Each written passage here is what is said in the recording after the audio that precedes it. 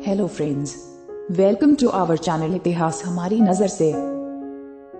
दोस्तों, इस चैनल पर आप देखेंगे इतिहास और धर्म से जुड़ी कुछ कहानियां और उन कहानियों से जुड़ी हुई कुछ रोचक जानकारी। ऐसे ही आज की हमारी वीडियो का विषय है महामाया परमेश्वरी के 16 श्रृंगारों का धरती पे अवतरण तथा मिथ्या देवी का कलयुग में शासन सृष्टि के प्रथम कल्प में एक बार मिथ्या देवी अपने पति अधर्म और भाई कापत के साथ मिलकर भूलोक में घर घर अत्याचार फैला दिया। लोग ने अपनी दोनों पत्नियों क्षुधा और पिपाशा के साथ मनुष्यों का जीना मुश्किल कर दिया। लोग एक दूसरे का धन, भूमि, पुत्री तथा पत्नियों का हरण करने लगे। चारों ओर व्यभिचार फैल गया। अधर्म और मिथ्या देवी का शासन हो गया।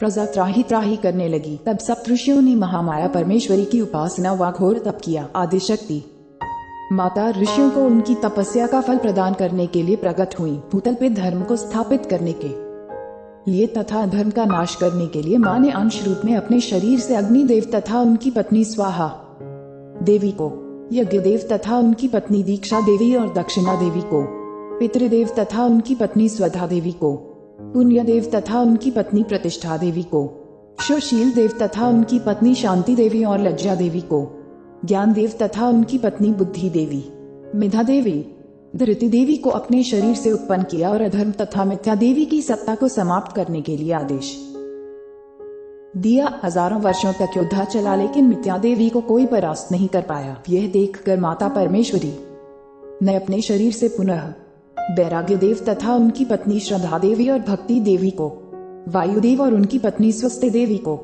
मोहदेव तथा उनकी पत्नी दया देवी को, सुखदेव तथा उनकी पत्नी तेंद्रा देवी और प्रीति देवी को तथा रुद्रदेव और उनकी पत्नी कालाग्नि देवी को अपने शरीर से उत्पन्न किया। फिर पुनः युद्ध होने लगा। एक पल में रुद्रदेव और उनकी पत्नी कालाग्नि देवी ने मिथ्या देवी तथा अधर्म और कापत को तथा उनके साथियों को बंदी बना लिया। 1000 वर्षों तक बंदी गृह में मिथ्या देवी बंधी रहीं और उसी कारागार में रुद्रदेव और उनकी पत्नी कालाग्नि देवी की तपस्या करती रहीं। मिथ्या देवी की तपस्या से प्रसन्न होकर रुद्रदेव और माता कालाग्नि देवी प्रकट हुईं और मिथ्या देवी को वरदान दिया। रुद्रदेव ने मिथ्या देवी से कहा, सतयुग में तुम अदृश्य रहोगी, त्रेता युग में तुम सूक्ष्म रूप से रहोगी, द्वापर युग में तुम आधे शरीर से रहोगी, कलयुग में तुम संपूर्ण शरीर से रहोगी, कलयुग में सर्वत्र तुम्हारा शासन होगा। माता कालाग्नि देवी ने मिथ्या देवी से कहा, हमारे शरीर के 16 श्रृंगारों का अंश रूप से धरती पर अवतरण हुआ है, उनके पास कभी न जाना, अन्यथा वहीं पर भस्म हो जाओगी। मिथ्या देवी ने हाथ जोड़कर पूछा, माते आपके 16 श्रृंगार अंश रूप से कहाँ हैं? माता ने कहा, हमारी आंख का काजल क्षीर सागर के रूप में है, हमारी मांग का सिंदूर शेषनाग का रूप धारण करके विष्णु की शेष सैया बनकर क्षीर सागर में है, हमारे पांव का महावर वृक्ष रूप में कौशल देश में है। जब विष्णु का राम रूप में अवतार होगा तब मेरे भक्त कच्छप का केवट रूप में जन्म होगा। केवट इस वृक्ष को काट कर नाव बनाएगा और उसी नाव से केवट विष्णु रूपी राम को गंगा के पार उतारेगा। हमारे भाल की बिंदी गोकुल में गौ रूप धारण करके लाखों की संख्या में कृष्णावतार में कृष्ण के साथ रहकर उनकी लीलाओं का रस पान करेगी। हमारी च्यूरिया नदी का रूप धारण करके सरे नाम से जानी जाएगी, जो राम की लीलाओं का रस आस्वादन करेगी। हमारी पायल पीताम्बर का रूप धारण करके हमेशा कृष्ण के शरीर पर विद्यमान रहेगी। हमारे पांव की बिछिया मंद्राचल पर्वत के नाम से जानी जाएगी।